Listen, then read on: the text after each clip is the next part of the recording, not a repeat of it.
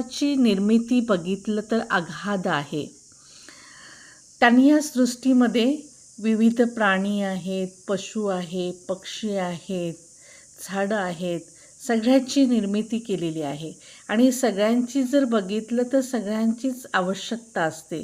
तर हे आहे आमच्या इथे येणारे मणिमाऊ. तर हे आम्ही काही त्याचं पालन केलेलं नाही आहे, पण हे आहे शेजारच्या घरातील मणिमाऊ. पण इतकं प्रामाणिक आहे की आमच्या इथे ते येतं, पण अनेक वस्तू असतात, पण कधीही त्या वस्तूंना हे तोंड लावत नाही. ह्याला जर प्रेमाने दूध घातलं तर तेवढंच दूध हे मांजर जे आहे तर ते पितं.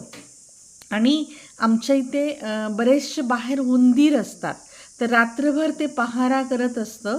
उंदरांना अजिबात यायला देत नाही. घरामध्ये चुकून कुठे झुरळ दिसलं, पाल दिसलं तर त्यांना पण यायला देत नाहीत. आणि तसं मांजराला म्हटलं जातं की वाघाची मावशी. तर विशेष करून जर साप वगैरे असतील तर सापांना पण हे घरात यायला देत नाहीत. तर अशा प्रकारे आपल्याला कितीतरी गोष्टींमध्ये ते फायदा करून देतं. तर असे हे सुंदरचं आहे मणिमाऊ.